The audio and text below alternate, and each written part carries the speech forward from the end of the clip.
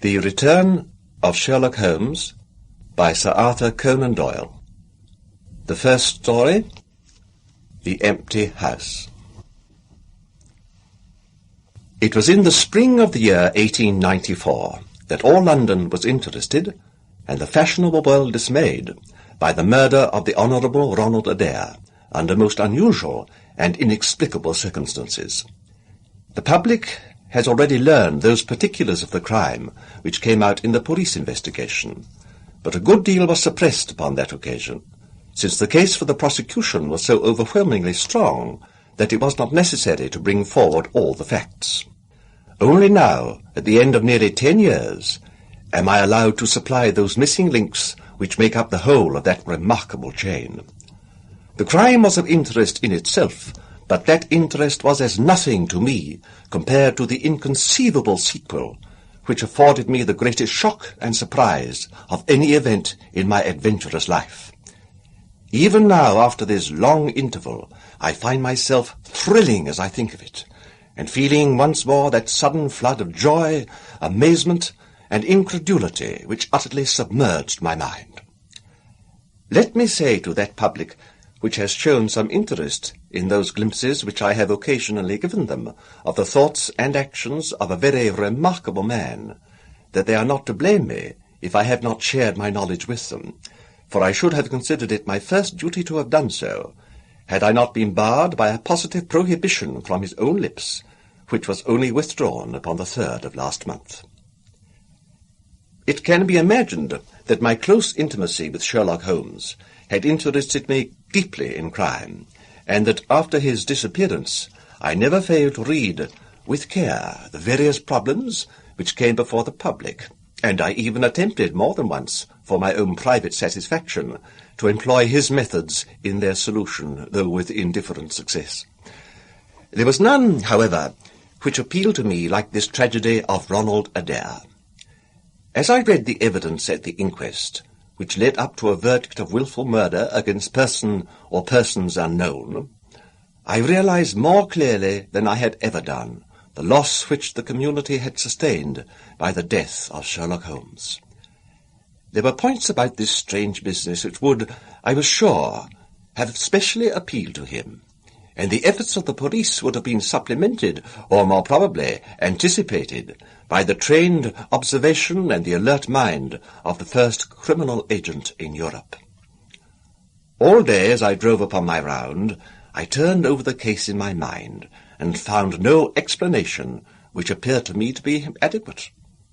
At the risk of telling a twice-told tale, I will recapitulate the facts as they were known to the public at the conclusion of the inquest. The Honourable Robert Adair was the second son of the Earl of Maynooth, at that time governor of one of the Australian colonies. Adair's mother had returned from Australia to undergo an operation for cataract, and she, her son Ronald, and her daughter Hilda were living together at 427 Park Lane. The youth moved in the best society, had, so far as was known, no enemies and no particular vices. He had been engaged to Miss Edith Woodley of Carstairs, but the engagement had been broken off by mutual consent some months before, and there was no sign that it had left any very profound feeling behind it. For the rest, the man's life moved in a narrow and conventional circle, for his habits were quiet and his nature unemotional. Yet it was upon this easy-going young aristocrat that death came in most strange and unexpected form, between the hours of 10 and 11:20 on the night of March 30, 1894. Ronald Adair was fond of cards, playing continually, but never for such stakes as would hurt him. He was a member of the Baldwin, the Cavendish, and the Bagatelle card clubs. It was shown that after dinner on the day of his death, he had played a rubber of whist at the latter club.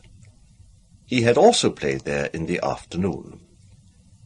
The evidence of those who had played with him, Mr. Murray, Sir John Hardy, and Colonel Moran, showed that the game was whist, and that there was a fairly equal fall of the cards. Adair might have lost £5, but not more. His fortune was a considerable one, and such a loss could not in any way affect him. He had played every day at one club or another, but he was a cautious player, and usually rose a winner. It came out in evidence that in partnership with Colonel Moran he had actually won as much as £420 in a sitting some weeks before from Godfrey Milner and Lord Balmoral. So much for his recent history as it came out at the inquest. On the evening of the crime, he returned from the club exactly at 10. His mother and sister were out, spending the evening with a relation. The servant deposed that she heard him enter the front room on the second floor, generally used as his sitting room. She had lit a fire there, and as it smoked, she had opened the window. No sound was heard from the room until 11:20, the hour of the return of Lady Maynooth and her daughter. Desiring to say good night, she had attempted to enter her son's room. The door was locked on the inside, and no answer could be got to their cries and knocking. Help was obtained, and the door forced. The unfortunate young man was found lying near the table. His head had been horribly mutilated by an expanding revolver bullet, but no weapon of any sort was to be found in the room. On the table lay 2 banknotes for £10 each, and £17 10 in silver and gold, the money arranged in little piles of varying amount. There were some figures also upon a sheet of paper, with the names of some club friends opposite to them, from which it was conjectured that before his death he was endeavouring to make out his losses or winnings at cards. A minute examination of the circumstances served only to make the case more complex. In the first place, no reason could be given why the young man should have fastened the door upon the inside. There was the possibility that the murderer had done this, and had afterwards escaped by the window. The drop was at least 20 feet, however, and a bed of crocuses in full bloom lay beneath. Neither the flowers nor the earth showed any sign of having been disturbed, nor were there any marks upon the narrow strip of grass which separated the house from the road. Apparently, therefore, it was the young man himself who had fastened the door. But how did he come by his death? No one could have climbed up to the window without leaving traces. Suppose a man had fired through the window, it would indeed be a remarkable shot who could, with a revolver, inflict so deadly a wound. Again, Park Lane is a frequented thoroughfare, and there is a cab stand within 100 yards of the house. No one had heard a shot, and yet there was the dead man, and there the revolver bullet, which had mushroomed out as soft-nosed bullets will, and so inflicted a wound which must have caused instantaneous death. Such were the circumstances of the Park Lane mystery, which were further complicated by entire absence of motive, since, as I have said, young Idéal was not known to have any enemy, and no attempt had been made to remove the money or valuables in the room. All day I turned these facts over in my mind, endeavouring to hit upon some theory which would reconcile them all, and to find that line of least resistance which my poor friend had declared to be the starting point of every investigation. I confess that I made little progress. In the evening I strolled across the park, and found myself about 6 o'clock at the Oxford Street end of Park Lane. A group of loafers upon the pavements, all staring up at a particular window, directed me to the house which I had come to see. A tall, thin man with coloured glasses, whom I strongly suspected of being a plain-clothes detective, was pointing out some theory of his own, while the others crowded round to listen to what he said. I got as near as I could, but his observations seemed to me to be absurd, so I withdrew again in some disgust. As I did so, I struck against an elderly, deformed man who had been behind me, and I knocked down several books which he was carrying.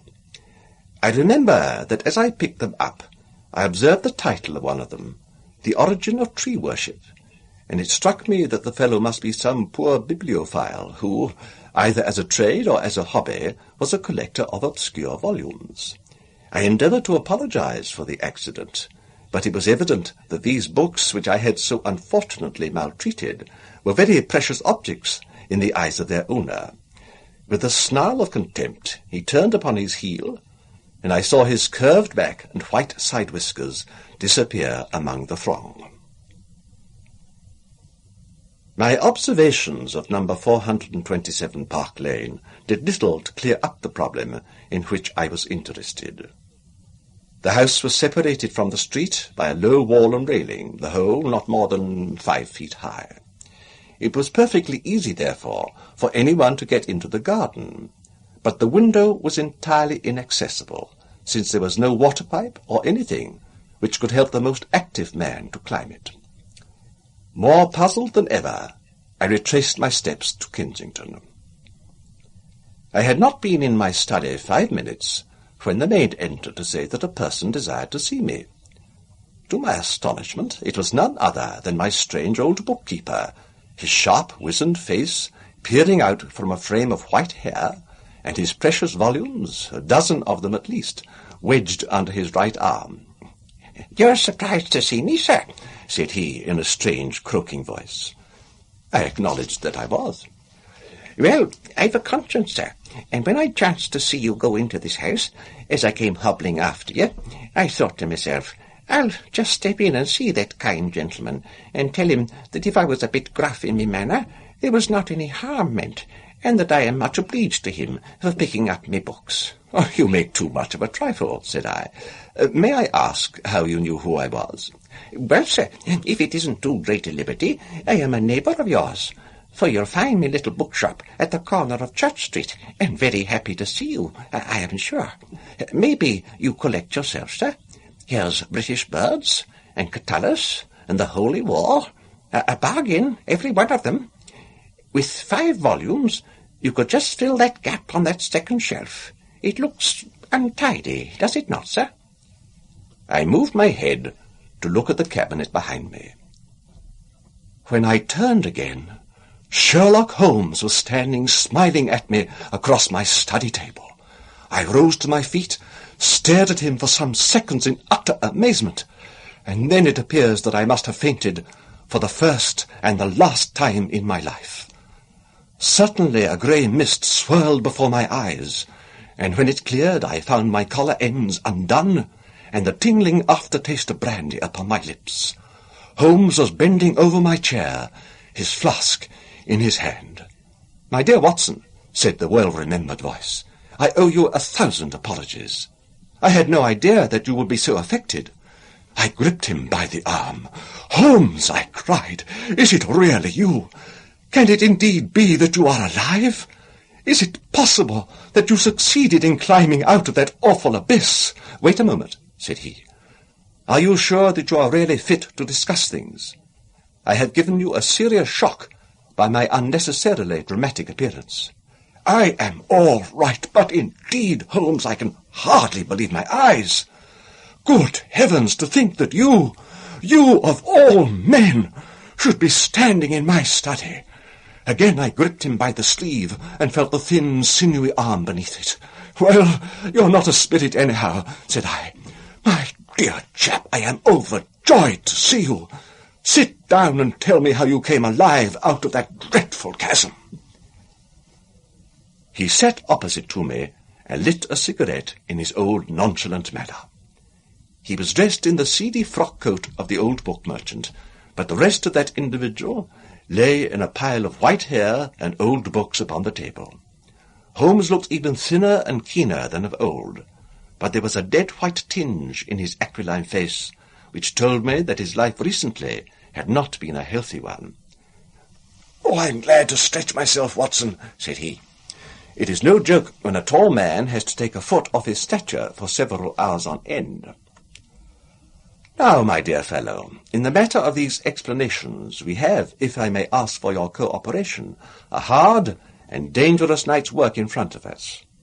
Perhaps it would be better if I gave you an account of the whole situation when that work is finished?" "I am full of curiosity.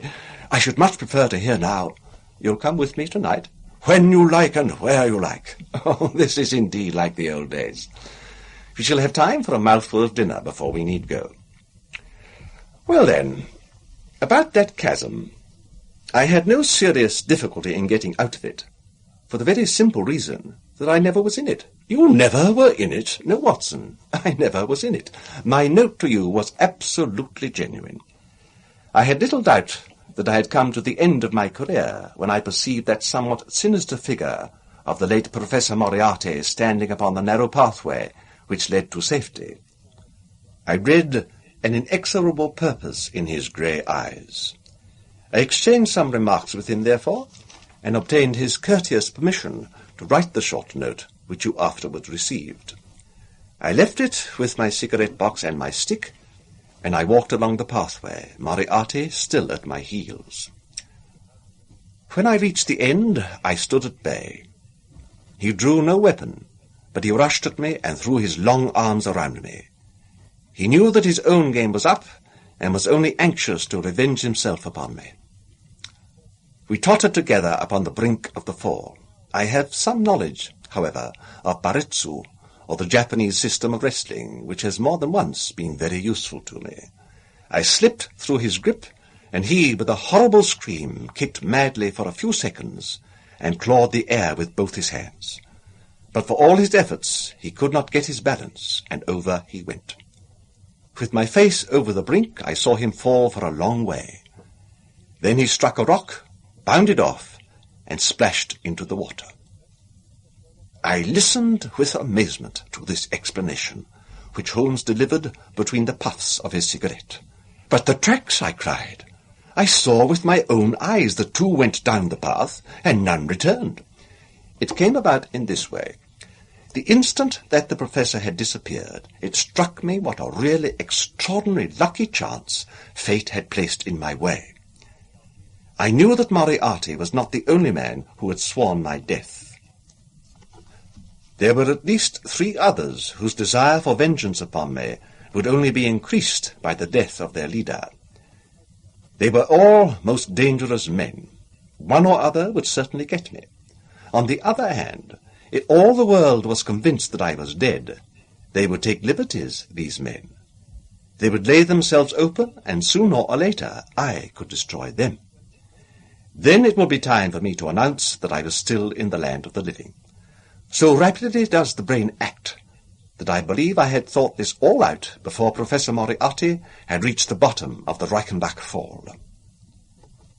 I stood up and examined the rocky wall behind me. In your picturesque account of the matter, which I read with great interest some months later, you assert that the wall was sheer. This was not literally true. A few small footholds presented themselves, and there was some indication of a ledge. The cliff is so high that to climb it all was an obvious impossibility, and it was equally impossible to make my way along the wet path without leaving some tracks. I might, it is true, have reversed my boots, as I have done on similar occasions, but the sight of 3 sets of tracks in one direction would certainly have suggested a deception. On the whole, then, it was best that I should risk the climb. It was not a pleasant business, Watson. The fall roared beneath me. I am not a fanciful person, but I give you my word that I seemed to hear Moriarty's voice screaming at me out of the abyss. A mistake would have been fatal. More than once, as tufts of grass came out in my hand, or my foot slipped on the wet notches of the rock, I thought that I was gone. But I struggled upwards, and at last I reached a ledge several feet deep, and covered with soft green moss, where I could lie unseen in the most perfect comfort. There I was stretched when you, my dear Watson, and all your following were investigating in the most sympathetic and inefficient manner the circumstances of my death. At last, when you had all formed your inevitable and totally erroneous conclusions, you departed for the hotel, and I was left alone. I had imagined that I had reached the end of my adventures, but a very unexpected occurrence showed me that there were still surprises in store for me. A huge rock, falling from above, boomed past me, struck the path, and bounded over into the chasm. For an instant I thought that it was an accident, but a moment later, looking up, I saw a man's head against the darkening sky, and another stone struck the very ledge upon which I was stretched, within a foot of my head. Of course, the meaning of this was obvious. Moriarty had not been alone. A confederate, and even that one glance had told me how dangerous a man that confederate was, had kept guard while the professor had attacked me. From a distance, unseen by me, he had been a witness of his friend's death and of my escape. He had waited, and then, making his way round to the top of the cliff, he had endeavoured to succeed where his comrade had failed. I did not take long to think about it, Watson. Again I saw that grim face look over the cliff, and I knew that it was the precursor of another stone. I scrambled down onto the path. I don't think I could have done it in cold blood. It was 100 times more difficult than getting up. But I had no time to think of the danger, for another stone sang past me as I hung by my hands from the edge of the ledge. Halfway down I slipped, but by the blessing of God I landed, torn and bleeding, upon the path. I took to my heels, did 10 miles over the mountains in the darkness, and a week later I found myself in Florence, with the certainty that no one in the world knew what had become of me. I had only one confidant, my brother Mycroft.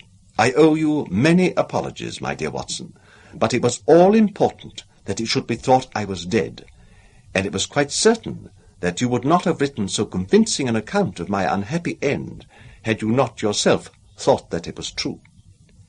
Several times during the last 3 years I have taken up my pen to write to you, but always I feared lest your affectionate regard for me should tempt you to some indiscretion which would betray my secret. For that reason I turned away from you this evening when you upset my books. For I was in danger at that time, and any show of surprise and emotion upon your part might have drawn attention to my identity, and led to the most deplorable and irreparable results. As to Mycroft, I had to confide in him in order to obtain the money which I needed. The course of events in London did not run so well as I had hoped, for the trial of the Moriarty gang left 2 of its most dangerous members, my own most vindictive enemies, at liberty. I travelled for 2 years in Tibet, therefore, and amused myself by visiting Lhasa and spending some days with the head Lama.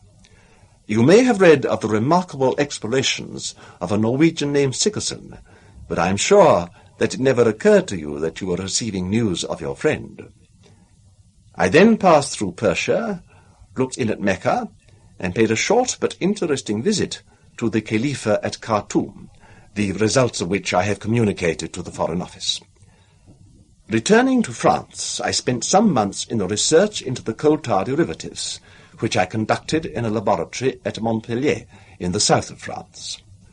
Having concluded this to my satisfaction, and learning that only one of my enemies was now left in London, I was about to return, when my movements were hastened by the news of this remarkable Park Lane mystery, which not only appealed to me by its own merits, but which seemed to offer some most peculiar personal opportunities. I came over at once to London, called in my own person at Baker Street, threw Mrs. Hudson into violent hysterics, and found that Mycroft had preserved my rooms and my papers exactly as they had always been. So it was, my dear Watson, that at 2 o'clock today I found myself in my old armchair in my own old room, and only wishing that I could have seen my old friend Watson in the other chair, which he has so often adorned. Such was the remarkable narrative to which I listened on that April evening, a narrative which would have been utterly incredible to me, had it not been confirmed by the actual sight of the tall, spare figure and the keen, eager face, which I had never thought to see again. In some manner he had learned of my own sad bereavement, and his sympathy was shown in his manner rather than in his words. "Work is the best antidote to sorrow, my dear Watson," said he, "and I have a piece of work for us both tonight, which, if we can bring it to a successful conclusion, will in itself justify a man's life on this planet." In vain I begged him to tell me more. "You will hear and see enough before morning," he answered. "We have 3 years of the past to discuss. Let that suffice until 9:30. when we start upon the notable adventure of the empty house. It was indeed like old times when, at that hour, I found myself seated beside him in a hansom, my revolver in my pocket, and the thrill of adventure in my heart. Holmes was cold and stern and silent. As the gleam of the street lamps flashed upon his austere features, I saw that his brows were drawn down in thought, and his thin lips compressed.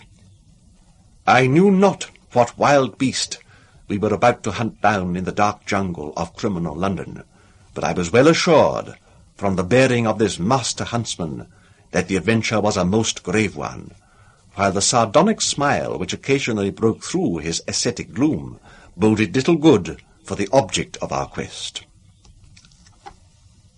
I had imagined that we were bound for Baker Street, but Holmes stopped the cab at the corner of Cavendish Square.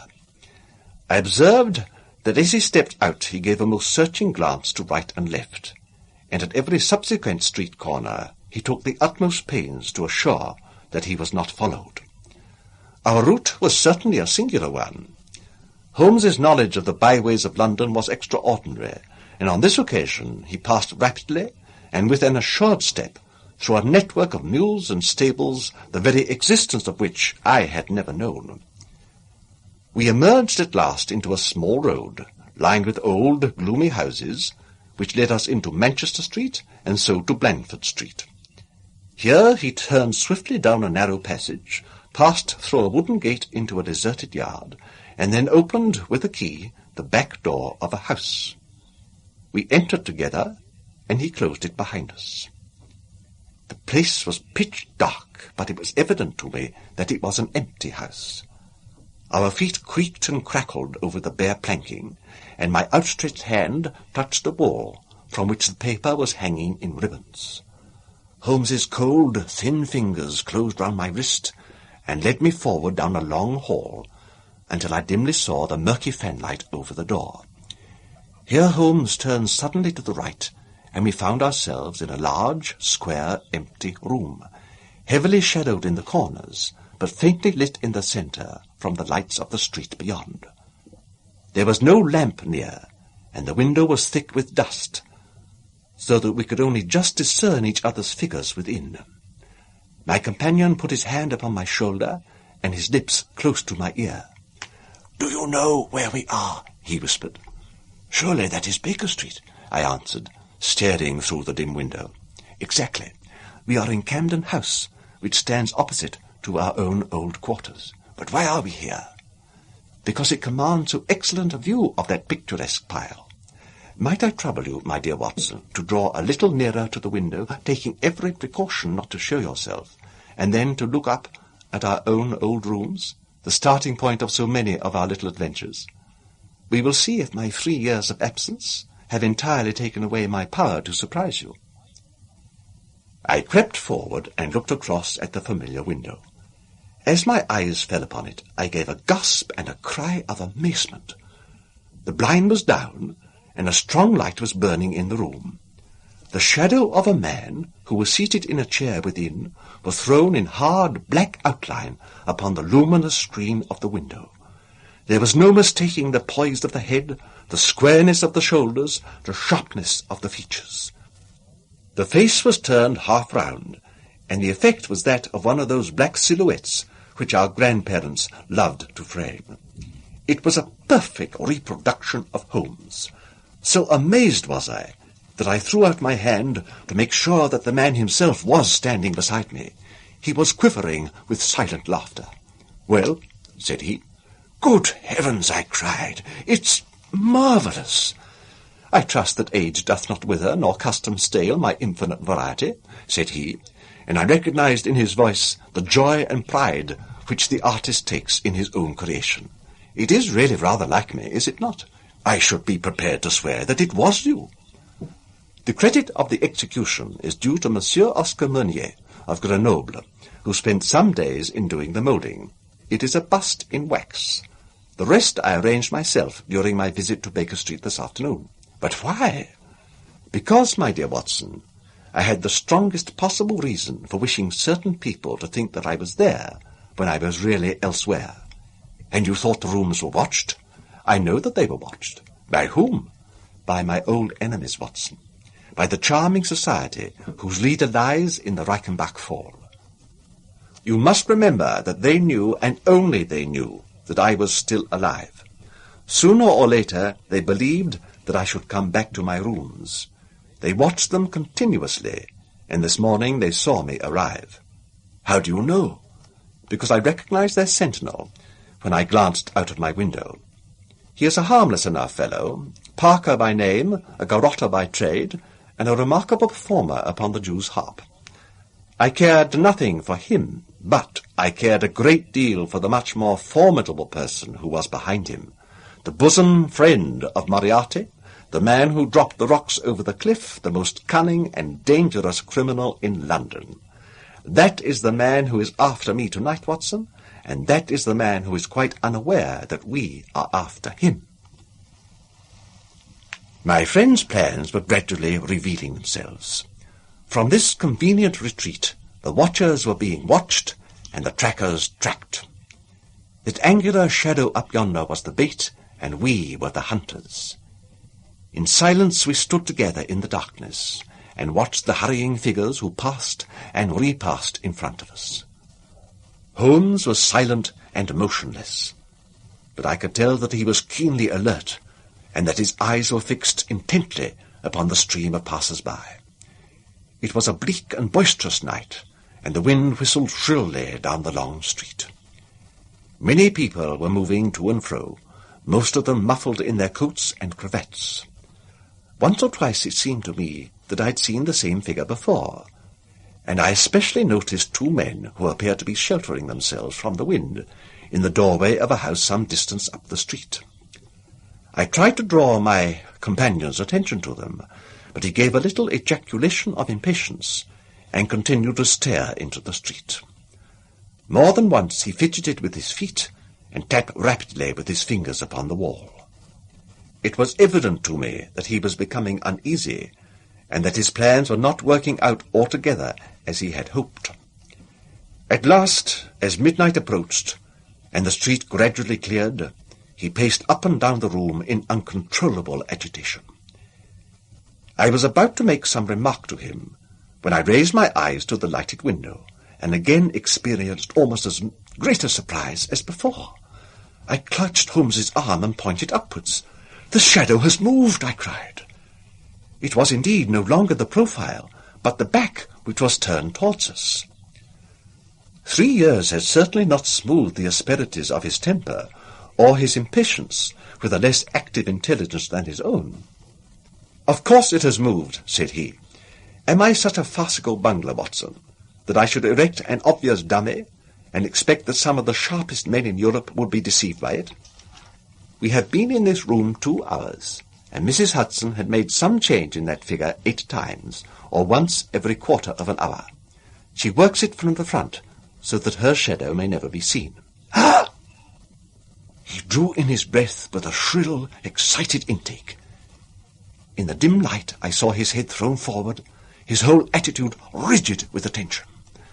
Those 2 men might still be crouching in the doorway, but I could no longer see them. All was still and dark, save only that brilliant yellow screen in front of us, with the black figure outlined upon its centre. Again, in the utter silence, I heard that thin, sibilant note which spoke of intense, suppressed excitement. An instant later, he pulled me back into the darkest corner of the room, and I felt his warning hand upon my lips. The fingers which clutched me were quivering.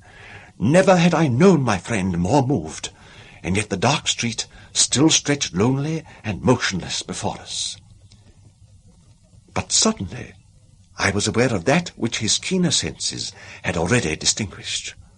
A low, stealthy sound came to my ears, not from the direction of Baker Street, but from the back of the very house in which we lay concealed. A door opened and shut. An instant later, steps crept down the passage, steps which were meant to be silent, but which reverberated harshly through the empty house. Holmes crouched back against the wall, and I did the same, my hand closing upon the handle of my revolver. Peering through the gloom, I saw the vague outline of a man, a shade blacker than the blackness of the open door. He stood for an instant, and then he crept forward, crouching, menacing, into the room. He was within 3 yards of us, this sinister figure, and I had braced myself to meet his spring, before I realized that he had no idea of our presence. He passed close beside us, stole over to the window, and very softly and noiselessly raised it for half a foot. As he sank to the level of this opening, the light of the street, no longer dimmed by the dusty glass, fell full upon his face. The man seemed to be beside himself with excitement. His 2 eyes shone like stars, and his features were working convulsively. He was an elderly man, with a thin projecting nose, a high bald forehead, and a huge grizzled moustache. An opera hat was pushed to the back of his head, and an evening dress shirt front gleamed out through his open overcoat. His face was gaunt and swarthy, scored with deep, savage lines. In his hand he carried what appeared to be a stick, but as he laid it down upon the floor it gave a metallic clang.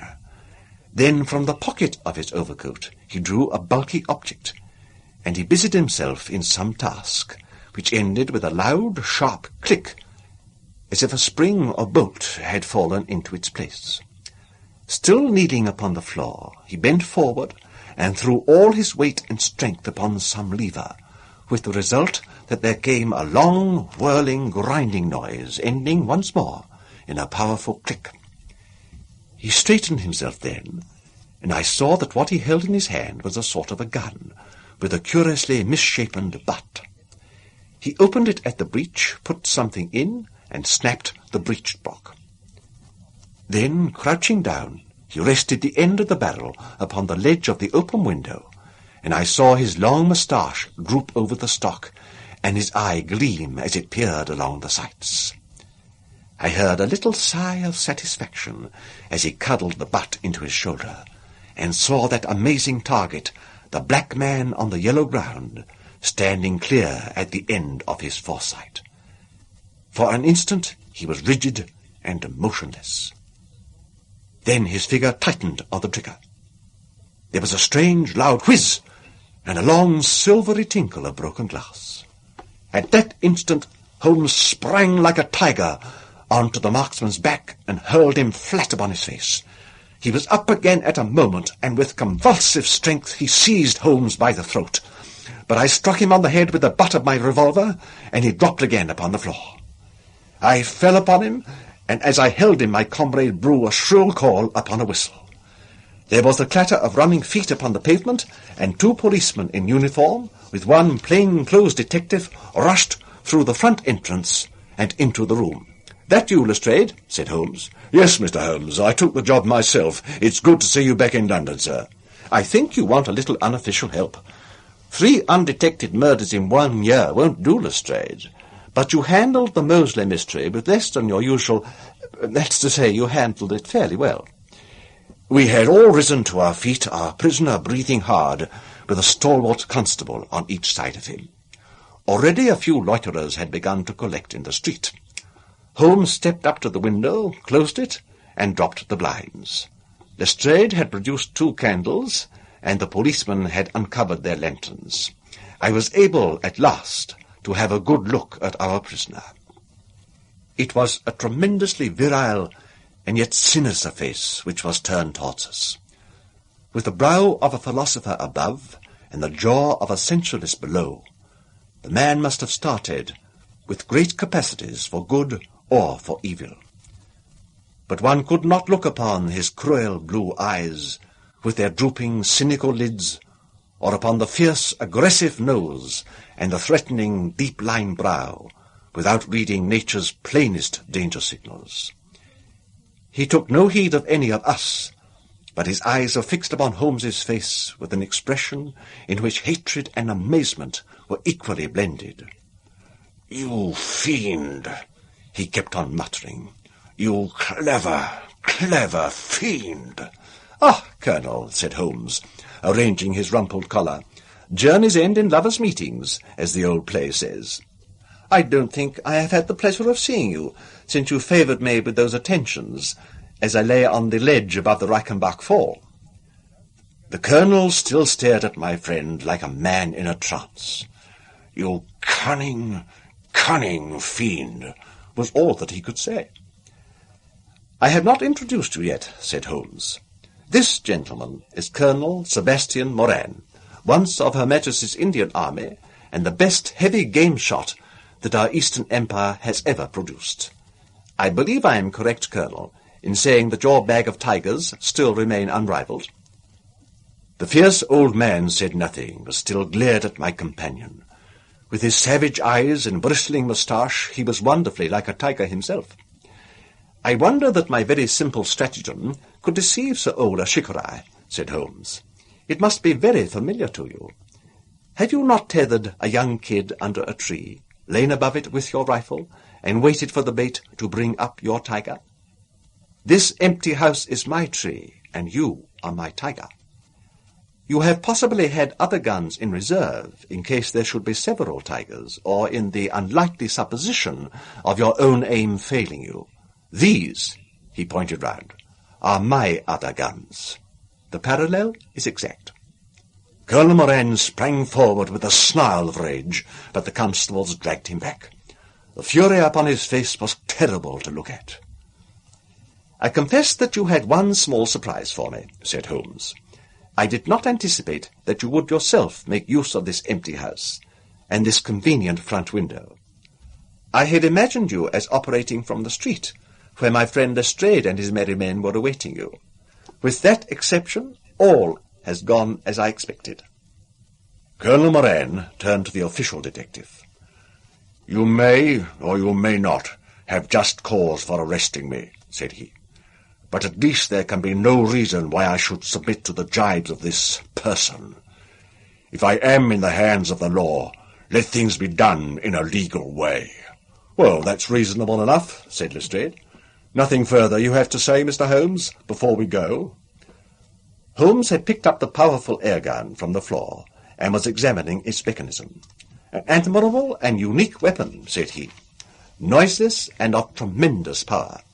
I knew von Herder, the blind German mechanic, who constructed it to the order of the late Professor Moriarty. For years I have been aware of its existence, though I have never before had an opportunity of handling it. I commend it very specially to your attention, Lestrade, and also the bullets which fit it." "You can trust us to look after that, Mr. Holmes," said Lestrade, as the whole party moved towards the door. "Anything further to say?" "Only to ask what charge you intend to prefer." "What charge, sir? Why, of course, the attempted murder of Mr. Sherlock Holmes." "Not so, Lestrade. I do not propose to appear in the matter at all. To you, and to you only, belongs the credit of the remarkable arrest which you have effected. Yes, Lestrade, I congratulate you. With your usual happy mixture of cunning and audacity, you have got him." "Got him? Got whom, Mr. Holmes?" "The man whom the whole force has been seeking in vain, Colonel Sebastian Moran, who shot the Honourable Ronald Adair with an expanding bullet from an air gun through the open window of the second-floor front of number 427 Park Lane upon the 30th of last month. That's the charge, Lestrade. And now, Watson, if you can endure the draught from a broken window, I think that half an hour in my study over a cigar may afford you some profitable amusement." Our old chambers had been left unchanged, through the supervision of Mycroft Holmes and the immediate care of Mrs. Hudson. As I entered, I saw, it is true, an unwonted tidiness, but the old landmarks were all in their places. There were the chemical corner and the acid-stained deal-topped table. There, upon a shelf, was the row of formidable scrapbooks and books of reference, which many of our fellow citizens would have been so glad to burn. The diagrams, the violin case, and the pipe-rack, even the Persian slipper which contained the tobacco, all met my eye as I glanced round me. There were two occupants of the room, one Mrs. Hudson, who beamed upon us both as we entered, the other the strange dummy, which had played so important a part in the evening's adventures. It was a wax-coloured model of my friend, and so admirably done that it was a perfect facsimile. It stood on a small pedestal table, with an old dressing-gown of Holmes's so draped round it that the illusion from the street was absolutely perfect. "I hope you preserved all precautions, Mrs. Hudson," said Holmes. "I went to it on my knees, sir, just as you told me." "Excellent. You carried the thing out very well. Did you observe where the bullet went?" "Yes, sir. I'm afraid it has spoilt your beautiful bust, for it passed right through the head and flattened itself on the wall. I picked it up from the carpet. Here it is." Holmes held it out to me. "A soft revolver bullet, as you perceive, Watson. There's genius in that, for who would expect to find such a thing fired from an air gun? All right, Mrs. Hudson, I am much obliged for your assistance. And now, Watson, let me see you in your old seat once more, for there are several points which I should like to discuss with you." He had thrown off the seedy frock-coat, and now he was the Holmes of old, in the mouse-coloured dressing-gown which he took from his effigy. "The old shikarry's nerves have not lost their steadiness, or his eyes their keenness," said he with a laugh, as he inspected the shattered forehead of his bust. "Plumb in the middle of the back of the head, and smack through the brain. He was the best shot in India, and I expect there are few better in London. Have you heard the name?" "No, I have not." Well, such is fame. But then, if I remember aright, you had not heard the name of Professor James Moriarty, who had one of the great brains of the century. Just give me down my index of biographies from the shelf." He turned over the pages lazily, leaning back in his chair and blowing great clouds of smoke from his cigar. "My collection of M's is a fine one," said he. "Moriarty himself is enough to make any letter illustrious. And here is Morgan the poisoner, and Merridew of abominable memory, and Matthews, who knocked out my left canine in the waiting-room at Charing Cross. And finally, here is our friend of tonight." He handed over the book, and I read. "Moran, Sebastian, Colonel. Unemployed. Formerly 1st Bangalore Pioneers. Born, London, 1840. Son of Sir Augustus Moran, C.B., once British Minister to Persia. Educated Eton and Oxford. Served in Jauakai campaign, Afghan campaign, Charasayab dispatches, Sherpa and Kabul. Author of Heavy Game of the Western Himalayas, 1881. 3 Months in the Jungle, 1884. Address, Condit Street. Clubs, the Anglo-American, the Tankerville, and the Bagatelle Card Club." On the margin was written in Holmes's precise hand, "The second most dangerous man in London." "This is astonishing," said I, as I handed back the volume. "The man's career is that of an honourable soldier." "It is true," Holmes answered. "Up to a certain point he did well. He was always a man of iron nerve, and the story is still told in India how he crawled down a drain after a wounded man-eating tiger. There are some trees, Watson, which grow to a certain height and then suddenly develop some unsightly eccentricity. You will see it often in humans. I have a theory that the individual represents in his development the whole procession of his ancestors, and that such a sudden turn to good or evil stands for some strong influence which came into the line of his pedigree. The person becomes, as it were, the epitome of the history of his own family." "It is surely rather fanciful." "Well, I don't insist upon it. Whatever the cause, Colonel Moran began to go wrong. Without any open scandal, he still made India too hot to hold him. He retired, came to London, and again acquired an evil name. It was at this time that he was sought out by Professor Moriarty, to whom for a time he was chief of the staff. Moriarty supplied him liberally with money, and used him only in 1 or 2 very high-class jobs, which no ordinary criminal could have undertaken. You may have some recollection of the death of Mrs. Stuart of Lauder in 1887? Not? Well, I am sure Moran was at the bottom of it. But nothing could be proved. So cleverly was the Colonel concealed that even when the Moriarty gang was broken up, we could not incriminate him. You remember at that date, when I called upon you in your rooms, how I put up the shutters for fear of air guns. No doubt you thought me fanciful. I knew exactly what I was doing, for I knew of the existence of this remarkable gun, and I knew also that one of the best shots in the world would be behind it.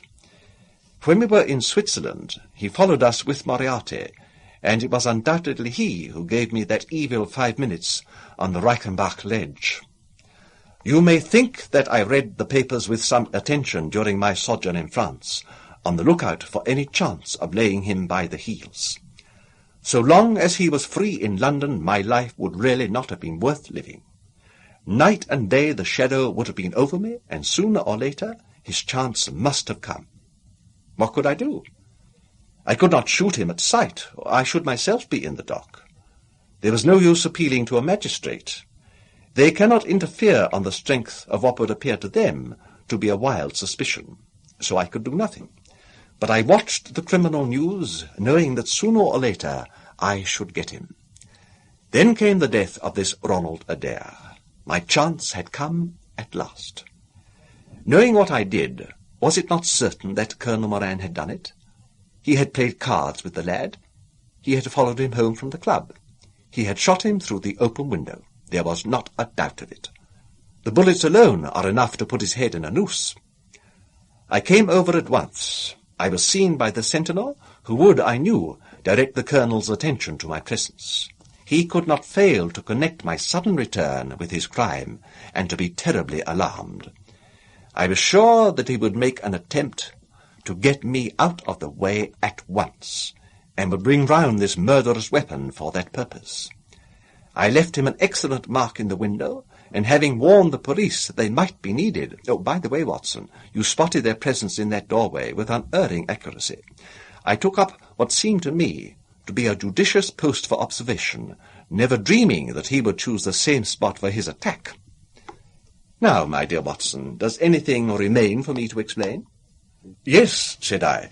You have not made it clear what was Colonel Moran's motive in murdering the Honourable Ronald Adair.